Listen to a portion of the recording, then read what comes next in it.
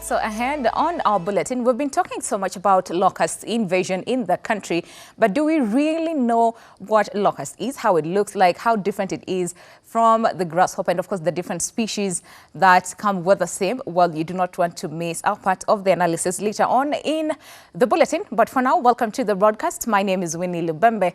Our sign anchor tonight is Joyce Wairemo.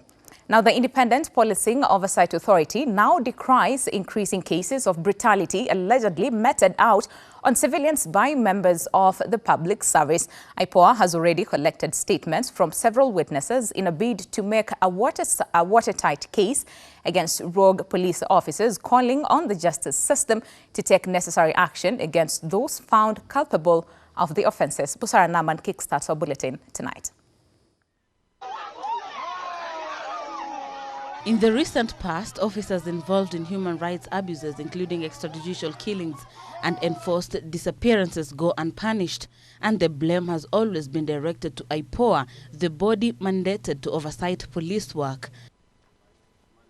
According to a US-based Human Rights Watch organization, IPOA appears overwhelmed by the sheer volume of cases, adding that the agency had only secured 3 convictions since it started work in 2012.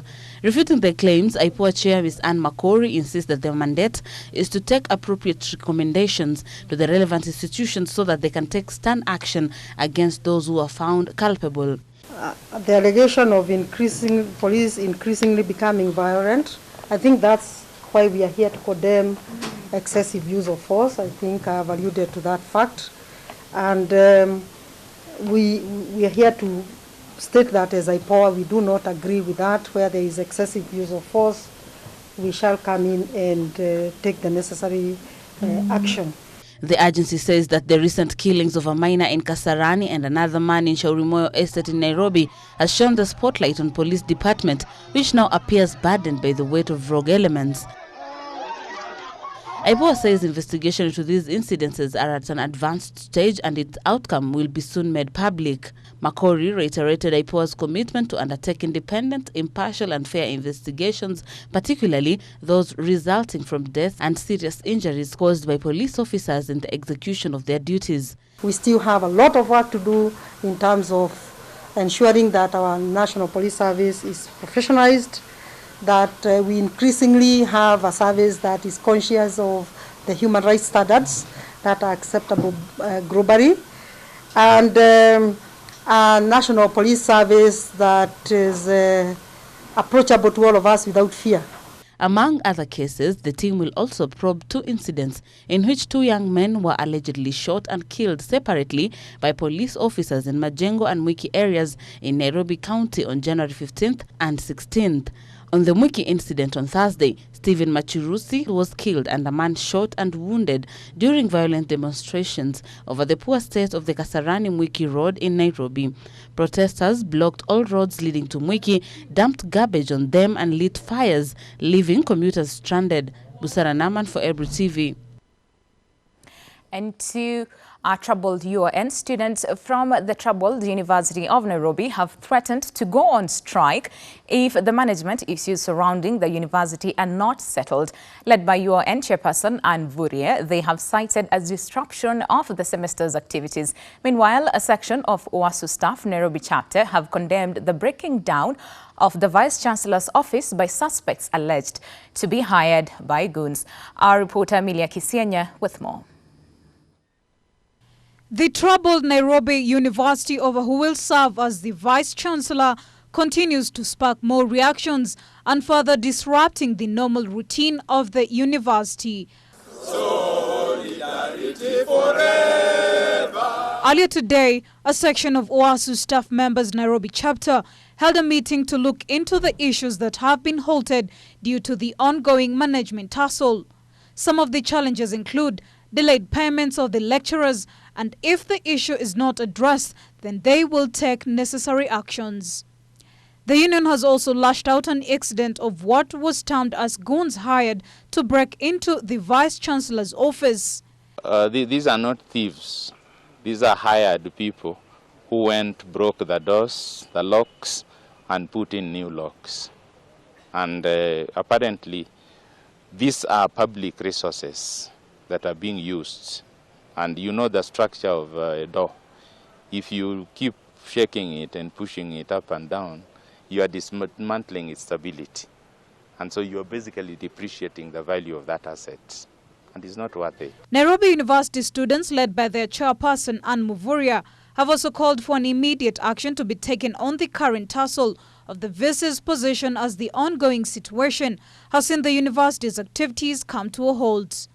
They have threatened to go on strike if the matter is not resolved. So we are calling upon all stakeholders, the government, the Public Service Commission, each and every person who's involved in this thing about the Vice-Chancellor, to think about the students whom are now going through chaos, who are now going through a lot of things, thinking who is going to be who's going to lead us now. We are having registration of first years this week, and the first years are unable to get into their classes because they are unsure about what is happening in the University of Nairobi. University of Nairobi has been a world-class university, a place of scholarly excellence, and we call upon the government to ensure that that remains so. Meanwhile, Professor Stephen Gitahi Kiama, the man who is running the University of Nairobi on orders of the Labour Court, is unable to access his office. He has, however, confirmed that he has no issues with the newly appointed Vice Chairperson Beche Miroka, and he is only acting according to the court orders. Ningetaka kusema mimi mwenyewe sina tofauti yoyote kabisa na Professor Isaac Beche. Mimi nimefanya na yeye kazi miaka mingi sana. Na hata unakumbuka amekuwa hapa akiact Deputy Vice Chancellor, akiact Vice Chancellor kutoka mwezi wa Julai mpaka mwanzoni wa Januari. Na siku zote tumefanya kazi, hujasikia makelele yote hapa. Sasa mimi mwenyewe sina tabu na yeye. The Employment and Labour Relations Court has, however, declined to stay on an earlier order reinstating Professor Gitahi Kiama as the Vice-Chancellor of the University of Nairobi. Responding to the application made on Education Cabinet Secretary Professor George Magoha's behalf, Lady Justice Maureen Onyango said she could not reverse a ruling she made earlier this week, in which a decision to appoint Professor Peter Mbeche as acting Vice-Chancellor was revoked, pending an inter-parties hearing slated for Friday, January 24th. Melia Kisenya for Ebru TV. And away from that, the High Court in Mombasa has adjourned the hearing of Director of Public Prosecution's application, in which the state wants Senator James Orengo barred from representing state officials being investigated for corruption and other criminal offences. Justice Eric Ogolla adjourned the hearing in which the state wants Orengo barred from representing Kenya Ports Authority Managing Director Daniel Ogwoka Manduku, who is being investigated for corruption at the port. That must be done in 7 days before the hearing takes. Justice Ogolla gave the order after Orengo said he had not prepared himself to respond to the authorities which DPP had filed to fortify their case to have him stopped from representing his client. The judge ordered the parties to file their documents within 7 days and serve before coming back for the hearing of the application on March 4th of this year. Senior Assistant Director of Public Prosecution Alex Muteti did not oppose Orengo's application for adjournment if he was disadvantaged by documents DPP had filed. The DPP wants the court to stop James Orengo from representing Manduku on account of conflict of interest. An affidavit sworn by Wakio Mwamburi argues that since Orengo is state officer by being minority leader of Senate, he should not represent Manduku, who is being investigated for alleged loss of public funds and abuse of office. Mwamburi says as the office of the DPP, they were fully aware of one's right to a counsel of their own choice, but that right was not absolute, especially where conflict of interest could be demonstrated. The DPP wants the court to direct Manduku to another lawyer instead of Orengo and stop him and any other MP from representing state officers in the court. Muteti wants all state officers such as Majority Leader Kipchumba Murkomen, Okongo Omogeni, Mutula Kilonzo Jr., Peter Kaluma, Daniel Maanzo and Irungu Kangata from representing persons charged with matters touching on public issues. And to some health matters now, approximately 9 women die of cervical cancer daily, according to studies, making the scourge one of the most deadly non-communicable diseases in the country. Despite the disease being treatable if detected early, cervical cancer experts and government officials are concerned that the very few women are being screened for cervical cancer. Cervical cancer affects the neck of the womb, and it is the growth of abnormal cells in the lining of the cervix. Cervical cancer ranks second behind breast cancer in low-income countries. According to World Health Organization data of 2018, 33 per 100,000 women in Kenya have cervical cancer, and 22 per 100,000 die from the disease, and yet it's a preventable disease. And as Kenya launches this year's Cervical Cancer Awareness Week, stakeholders at Winnie County have lamented that update of cancer screening is very low. Winnie County Commissioner Mohamed Malim has instructed chiefs to prioritize spreading messages on the prevention and management of cervical cancer during public barazas. Kwa sababu tuko mashinani with all these ngao, national government administrative officers, if we can get a simplified document ambayo inaongea mambo ya cancer, sisi tutakuwa ambassadors wenu na tutaenda katika kila baraza tueleze wananchi this killer disease. In October 2018, the government launched a vaccine that prevents type 6, 11, 16 and 18 strains of the human papillomavirus. Sisi hapa katika kaunti ya Makueni tunapeana hiyo chanjo pia katika hospitali zetu. Na nataka kushukuru Wizara ya Afya kwa sababu Makueni County tuko na 235 facilities. Kupitia usaidizi wa Ministry of Health na partners, naweza tangaza ya kwamba zahanati zetu zote zinaweza kupeana services za chanjo. The Ministry of Health has prioritized cancer prevention, screening and early treatment, according to Dr. Rashid Amani, Chief Administrative Secretary for Health. Today, Kenya joins countries across the world that are commemorating the National Cervical Health Awareness Month. The launch of the National Cervical Cancer Awareness Week officially marks the start of a week dedicated to intensified awareness creation, vaccination, and screening activities targeting at least 5,000 women across the country. Dr. Alfred Karagu, Chief Executive Officer at the National Cancer Institute, says all stakeholders need to work together in prevention of cervical cancer. And one of the major ways of cancer prevention is really to emphasize the issue of screening for all our women. We target women aged between 25 and 49 years. And we are quite concerned because from the last survey conducted about 3 years ago, we see that only about 16% of the eligible population have ever gone out for screening. And yet, these services are available across the country. They are available from as low as our health centers in the public sector.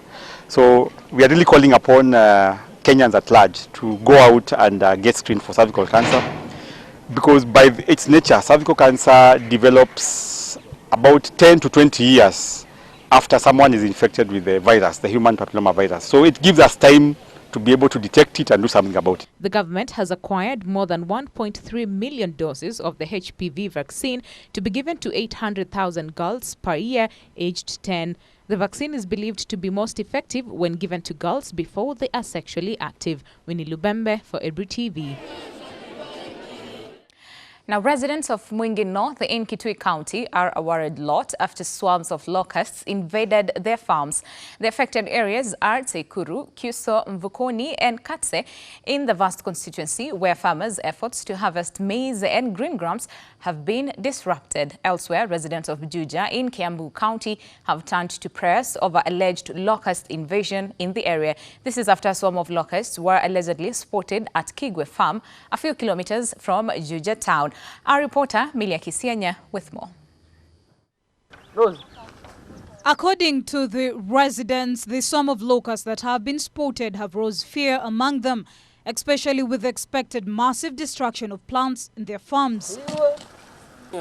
Dressed in sacks and casting out the pest out of the farms through prayers, the residents now claim that the invasion is more spiritual in nature and the national government will not contain it. Vita yetu tunasema sio ya kimwili na damu, vita yetu ni ya kiroho. Serikali kama imekuja ile kwa sababu tumefanya dhambi, haiwezi kufanya chochote. Lakini sisi Biblia inatuambia wale wanaitanishwa kwa jina langu wakiweza kunyenyekea, waombe na wafunge, mimi mwenyewe nitasikia maombi yao na nitafanya nini? Nitawasamehe na watakula mema ya dunia. Kwa hivyo serikali kuna mambo haiwezi kupigana naye. Kama vile uliona Yesu Kristo alikufa msalabani, serikali ya sisi haingeweza kupigana na dhambi, lakini kuna Yesu Kristo alifanya nini? Kwa hivyo hata nasi tuko hapa kama jeshi la Bwana tuweze kupigana na hizi wadudu, kwa sababu tunajua yaweza kuja kwa dhambi, yaweza kuwa Mungu ameituma kwa njia zingine ambayo hatujui. However, the locals have also claimed that since the invasion that has persisted for a week now, no government expert has been seen to confirm on the pest that is giving them sleepless nights. Kama wakazi wa Juja Farm, tuko na wasiwasi sababu tumeona nzige wameanza kuwasili huku. Tumekuwa tukiwasikia wakiwa sehemu zingine kama kutoka Isiolo, Meru, lakini sasa tuko na hofu manake washafika hapa, tunawaona na tunahofia kama wanaweza anza kusababisha madhara ya kuharibu mimea. Kwa hivyo tunaweza uliza serikali ichukue hatua haraka. Wajir, Mandera and Garissa counties were first hit by the invasion before the insects munched their way into Marsabit, Isiolo, Meru, Samburu and Laikipia counties, even as the government continues to step up its effort to end the menace. Mele Kisenya for Ebru TV. And still on the same, the Food and Agriculture Organization has described the ongoing locust invasion in Kenya as the worst outbreak in 25 years. The oldest migratory pests in the world continue leaving pain and devastation in their wake. And here in Kenya, they have been the subject of not only disaster, but also humor, leaving many with questions about the plague than answers. And of course, our reporter, Ken Kazungu, now joins us on this other side of the studio to just give us more info on the locust menace, which again has elicited so many mixed reactions. Take a look. That's right, Winnie. Do you actually know that this latest invasion, which has all the markings of a plague, has been described by bodies like the United Nations as the worst in a quarter of a decade, that is about 25 years. It has so far affected 12 counties, including Mandera, Meru, Tharaka Nithi, Laikipia, Wajir, Marsabit, Isiolo and Garissa, with Turkana, Samburu, Kitui and Baringo being the latest hit just this week. Now, the world's oldest migratory creatures have been the subject of ridicule and mockery online, with Kenyans taking to social media in spirited efforts after outgoing Agriculture Cabinet Secretary, that is Mwangi wa Kiunjuri, asked Kenyans to take photos of what they thought to be locusts and post them online. Now, that only exposed the ignorance Kenyans have about locusts, with many not knowing what a desert locust is. Now, these destructive pests and grasshoppers are similar but different in that grasshoppers can only fly shorter distances. Grasshoppers also pose little or no threat to crops and mostly exist in one phase. Now, there are about 12 species of locusts, with the desert locust currently plaguing Kenya, the species being the most destructive breed. One of the reasons the desert locusts remain the most destructive is that an adult locust can eat the equivalent of its own weight. That is about 2 grams of fresh vegetation per day. This, plus the fact that they rapidly reproduce and increase 20 times in just 3 months. Roughly the length of a finger, the insects fly together by their millions, making the region's bad food security situation worse. The latest outbreak originated from Western Asia region, sweeping through parts of East Africa, with Uganda being the next in line, with scientists saying the heavy rains witnessed in the country towards the end of 2019 are partly to blame. Now, the further increase in locust swarms could last until June as favorable breeding conditions continue. This, according to IGAD, helped along by unusually heavy flooding in parts of the region in recent weeks. On January 4th this year, the government employed the main method of locust control, which is mainly chemical, spraying applied in small concentrated doses by way of vehicle-mounted or aeroplane sprayers. Whether that will work is neither here or there. One of the most proposed non-chemical way of dealing with these pests is eating the locusts, because as we have heard everybody say, simukule tu hizi vitu, because it's a delicacy in some parts, but that would just be a drop in the ocean given their ability to reproduce in millions. The government says it will require about 300 million shillings to fight the menace, and with the change in guard in Kilimo House, it will be a wait and see if there will be a change in strategy. Winnie.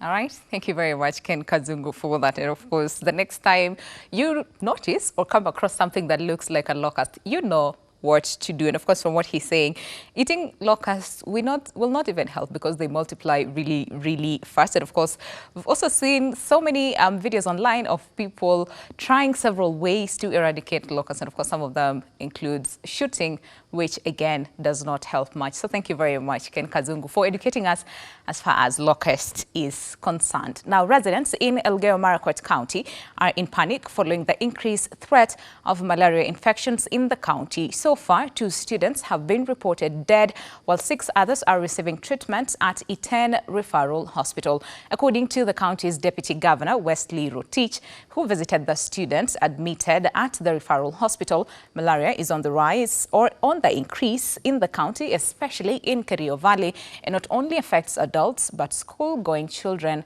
alike. He has urged the residents to take preventive action to avoid being infected.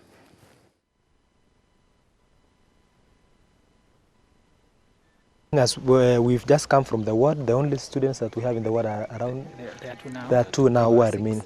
There were 6, all the others have been treated and released. We now remain with 2, which we think the doctor has just said that they might be released today. So I think that is the cases, but we have several other cases in all our facilities. These are the ones only which go to the referral. But if you go to the Kerio Valley, a lot of them have been treated and released.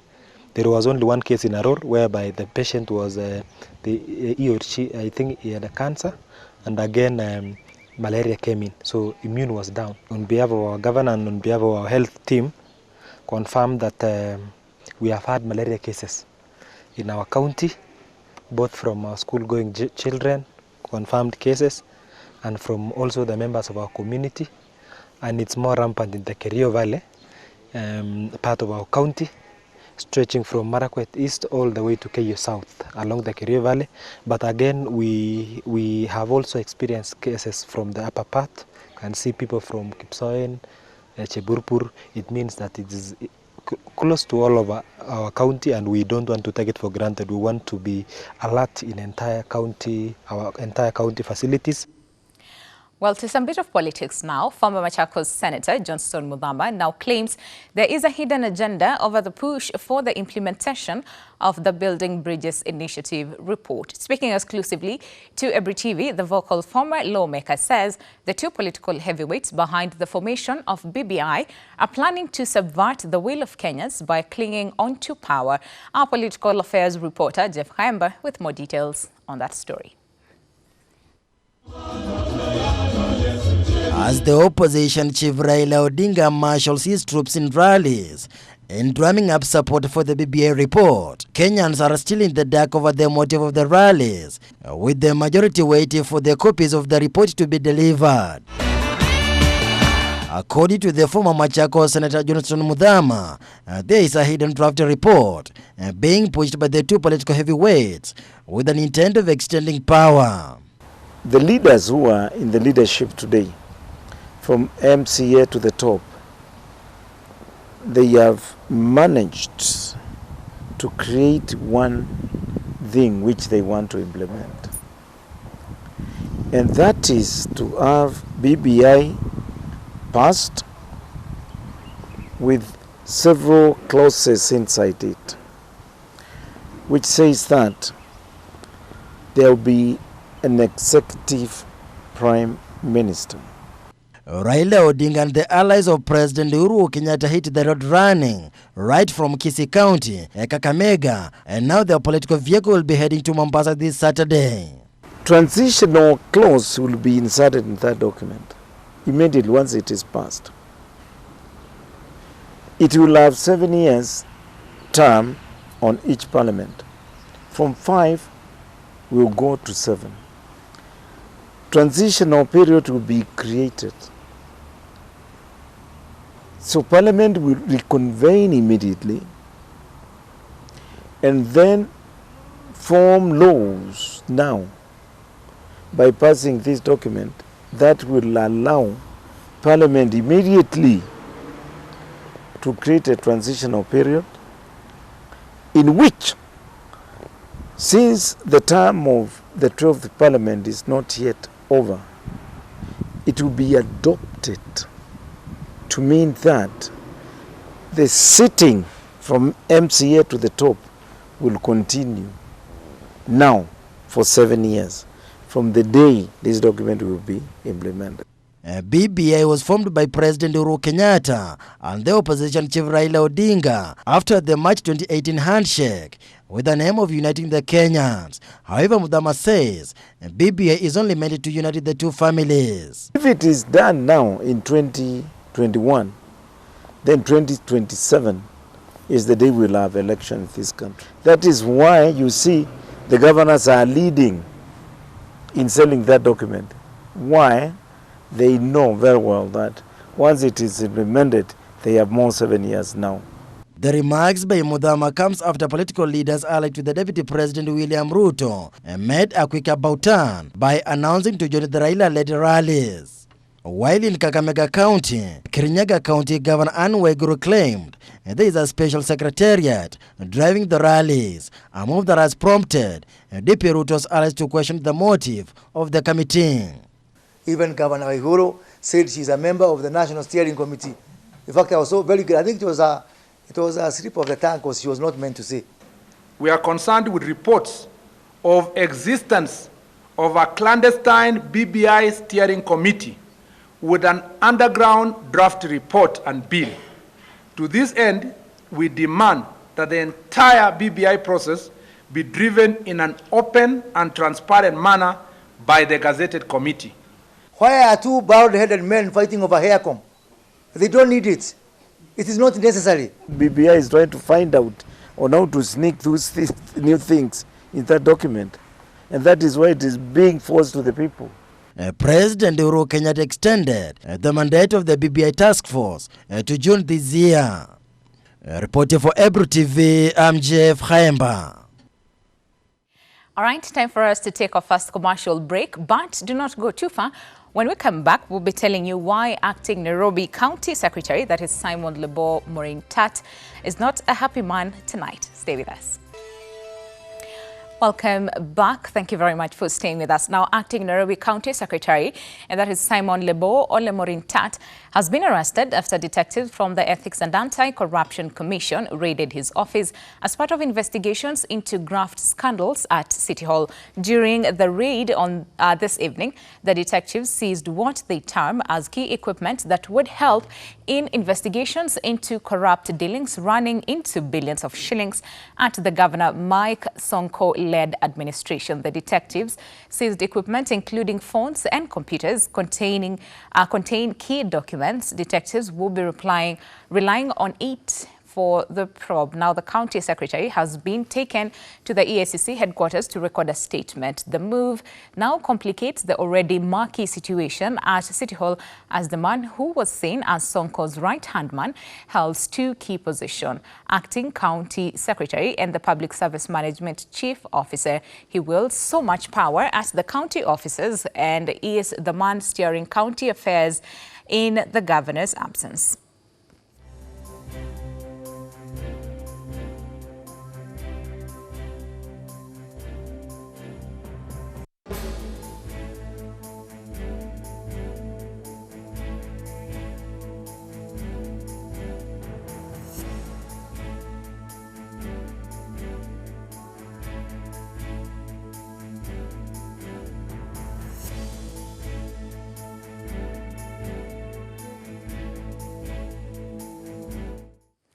And elsewhere, 21 people have been injured after a bus and a lorry were involved in an accident at Juja on the Thika Superhighway. A Kenyan Pier bus collided head-on with the canter, which was ferrying bricks near the Kareme filling station. Confirming the incident, Juja Police Commander Dorothy Migarusha said 3 sustained serious injuries, while 18 others are nursing minor injuries. The injured were taken to the Thika Level 5 hospital and others at the Jomo Kenyatta University of Agriculture and Technology JKUAT Hospital.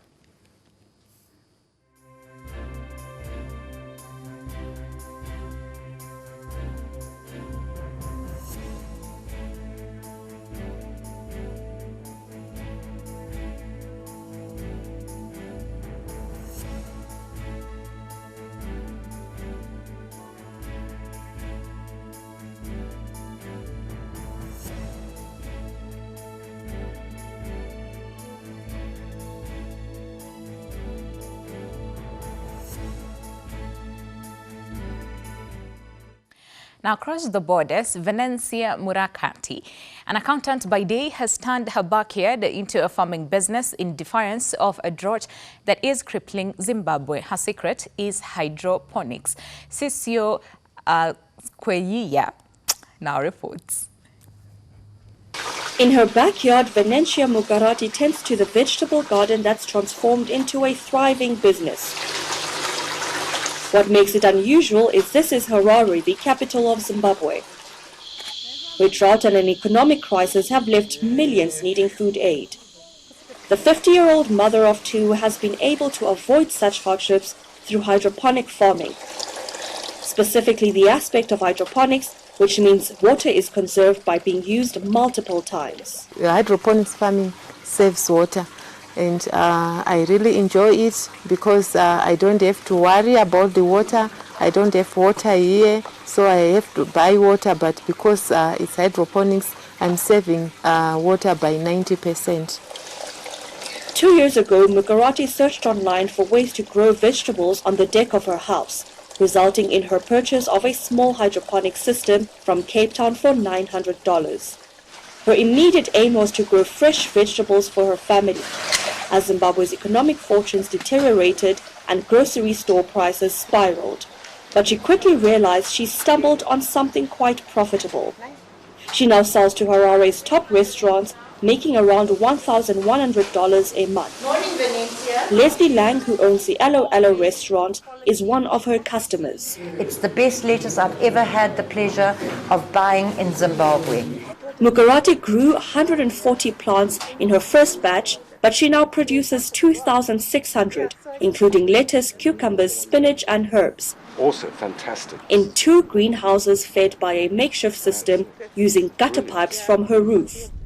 The need for such an innovative approach is testament to the problems facing much of southern Africa, which is in the grip of its worst drought in more than a century. The International Panel on Climate Change says temperatures are rising at twice the global average in the region, where some 45 million people now require food aid. All right, smart move over there. Now, time for us to take a very, very, very short breather. But when we come back, we'll be minding your business. Stay with us. Well, let's take a look at the world of business. And the Kenya Revenue Authority, in conjunction with other government agencies, have arrested and charged 2 businessmen for allegedly being in possession of imported dairy products. According to KRA, the 2 traders operating their business at Bondeni in Mombasa as Britco Shop were allegedly involved in distributing milk powder that was not imported through the proper import channels. The accused Yahya Rashid Hassan and Mohammed Abdullahi Nure were arraigned before Mombasa Senior Resident Magistrate Vincent Adet and charged that on 10th day of December 2019 at Bondeni area in Moviti sub-county within Mombasa County found in possession of total of 82 tins red cow powder milk, anchor powder milk and fast powder milk valued at 109,331 shillings, which they knew or ought to have reasonably known to be uncustomed.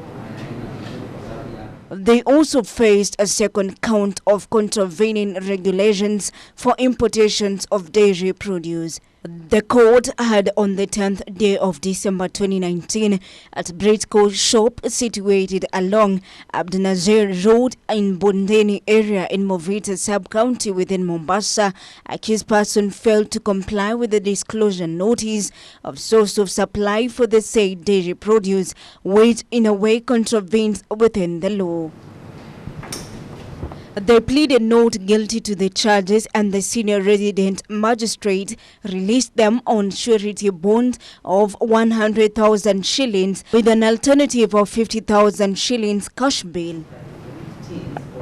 The arrest followed lengthy investigations carried out by KRA's investigations and the multi-agency team, which is comprised of Directorate of Criminal Investigations and Kenya Dairy Board. The authority said more raids are ongoing in a reward effort by the government to beat the influx of cheap and customed dairy products in the Kenyan market.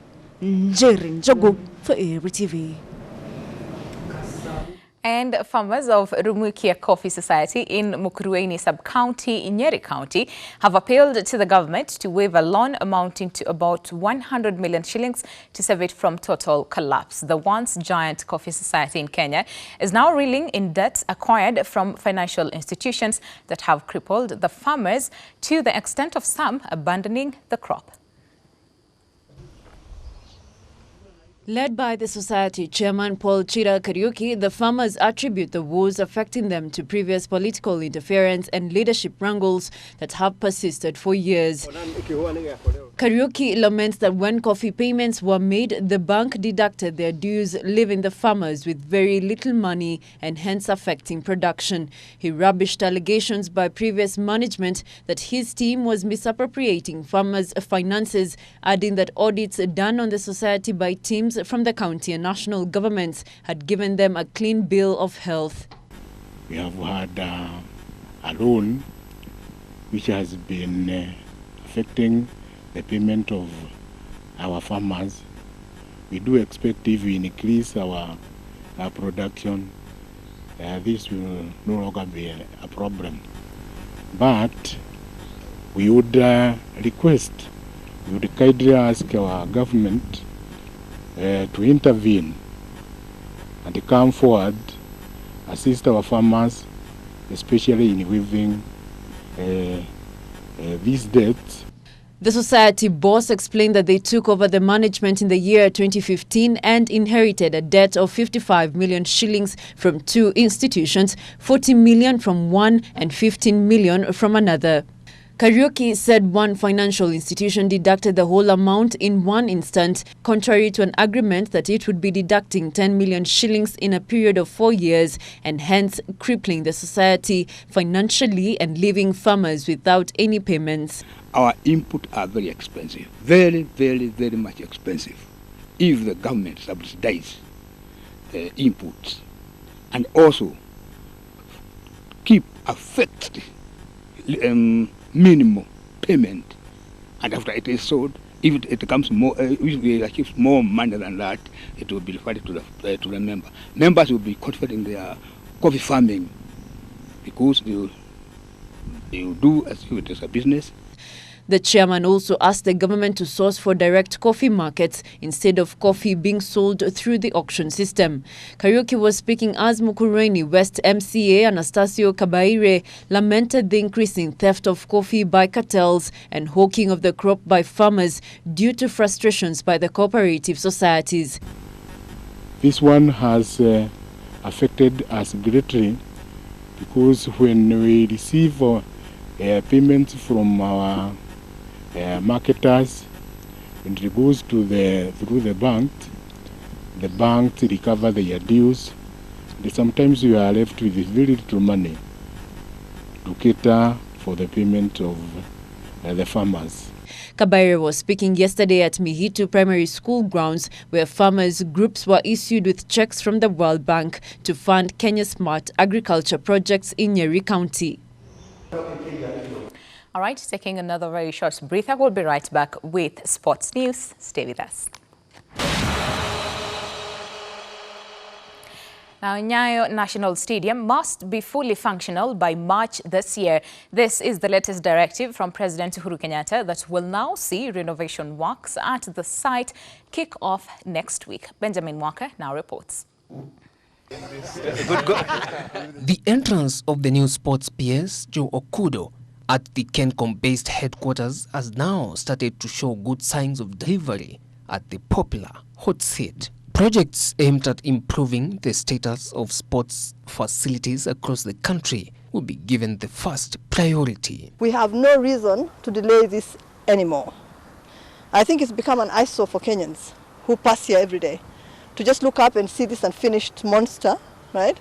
In fact, it's become a monstrosity now. I want to give you the assurance that this project is going to be completed and it will meet the threshold. We will continue to support the ministry. We've put a whole new team together, not to say that the team that was there had a problem, but you have to look at things very differently based on everything that's on our plate. What we can promise you is that you'll be very proud of us at the end of the year. With the news that Eldoret's Kipchoge Keino Stadium may not be ready to host the Olympic trials, this might be the reason behind today's recce at the deserted Nyayo National Stadium that has remained closed for renovations since 2016. Kenya is set to host the World Under-20 Championships and the World Safari Rally in July. If we can do this in the next 2 months, do the same in Kasarani, nothing should stop us from going forward to the other stadia and also giving time frames as we get there. There's a lot to be done. I can say we would want everything to be perfect, and for that matter, we are actually going to prioritize works around here such that at the end of the day, we will have done what is required of us. The sports ministry will soon meet all sports federations in the country to tackle different unsolved points that regularly caused bad blood between the immediate former sports PS, Kilmi Kaberia, and different federation officials. We will have meetings with them and we will chart a way forward that's acceptable to all of us, right? That everybody can agree with and everybody can come on board. This is really to get what they want and find a win-win situation between them and the ministry. And with Kenya already ordered by the Court of Arbitration of Sports to pay old salaries to ex-Harambee Stars coaches Adela Muruch and Bob Williamson, or else risk expulsion from the 2022 World Cup qualifiers, the government has been left with no choice but to put up structures on how to tackle the matter swiftly. First of all, we are going to have meetings with them because they have written to inform us of all those issues. We are also going to be going to Zurich, to FIFA, to have discussions also on issues related to our football here and FKF in particular. And so, like I said, we are going to be tackling all these issues. Everything is back on the drawing board and we'll be addressing them one after the other. With Kenya set to host at least 2 international competitions this year, the organizing committees have very little time left to ensure the preparations towards the competitions are completed as soon as possible. Benjamin Mwaka, reporting for April TV, Nairobi. Now, the national football team, Harambee Stars, has been drawn in Group E with neighbors Uganda, Mali and Rwanda for Africa 2022 World Cup qualifiers second round. In the draw conducted on Tuesday night in Cairo, Egypt, 40 teams were divided into 10 groups of 4 teams each, playing in a round-robin format. Now, group winners will advance to the third round, which will see 5 home and away fixtures to be played in November, with the aggregate 5 winners representing Africa in the 2022 FIFA World Cup in Qatar. All 5 African teams failed to reach the knockout stage of the 2018 World Cup, the first time that had happened since 1982. African football champions Algeria, led by Riyad Mahrez, will take on Burkina Faso, Djibouti and Niger. Other heavyweights such as Senegal, relying on 2020 African Footballer of the Year Sadio Mane, and Mohamed Salah's Egypt will take on less fancied nations.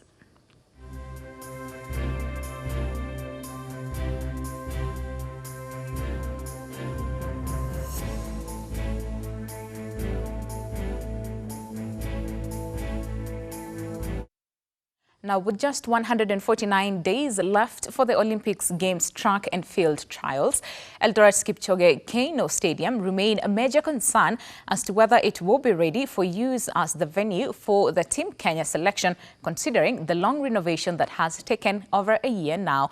Davis Mberia has more on this story. Eldoret, the home of champions as they call the town. As you enter into Eldoret town, there is a lot of developments going on with the new buildings mushrooming every day. The business community here is happy that the town is growing, largely thanks to elite athletes who have been winning various competitions across the globe and investing their forex in the Uasin Gishu County capital. But as the year starts, and with the Tokyo Olympics trials from June 19th 21 looming large, athletes here are training hard.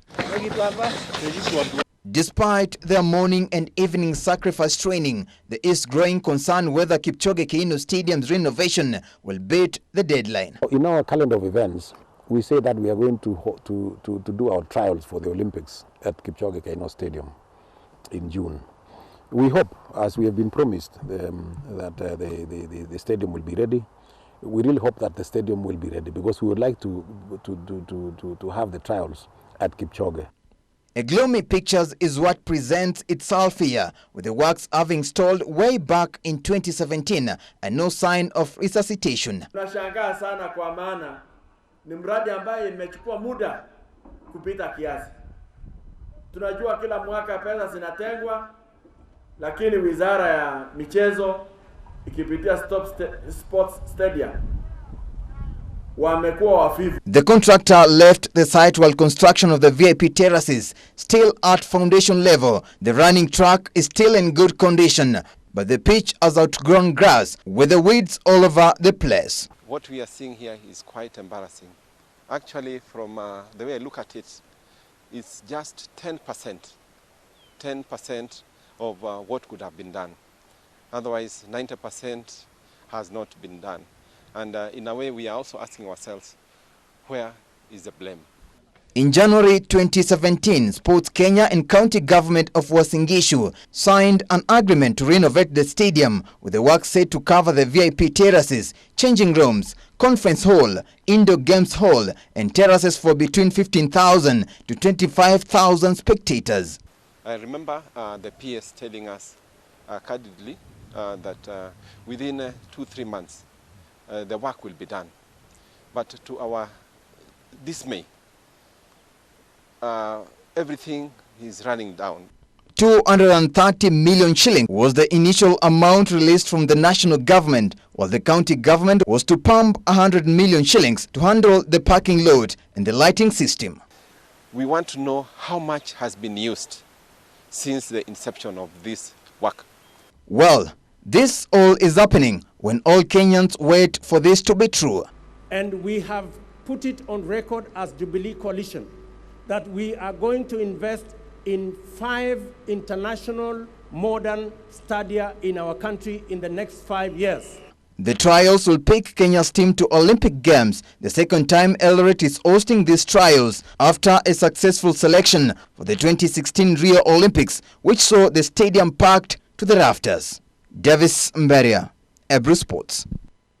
And to some tennis now, American teenager Coco Gauff recovered from a set down to set up a meeting with defending champion Naomi Osaka in the Australian Open last 32. The world number 67 was 3-0 down in the deciding set, but fought back to win 4-6, 6-3, 7-5 in 2 hours and 6 minutes against Romania's Sorana Karsti in the women's singles.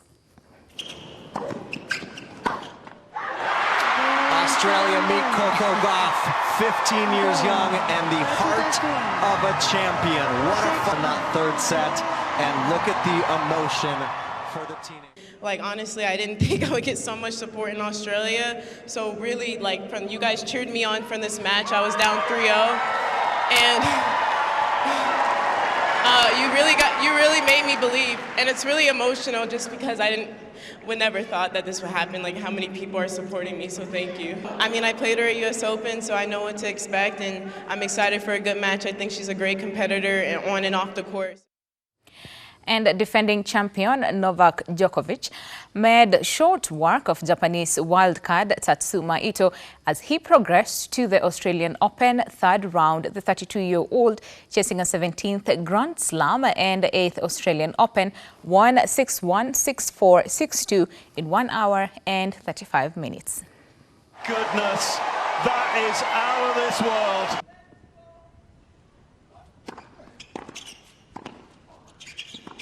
Again, Seneman Djokovic. He wraps things up in style. I'm going to probably prepare myself for the next match, very similar to this one today.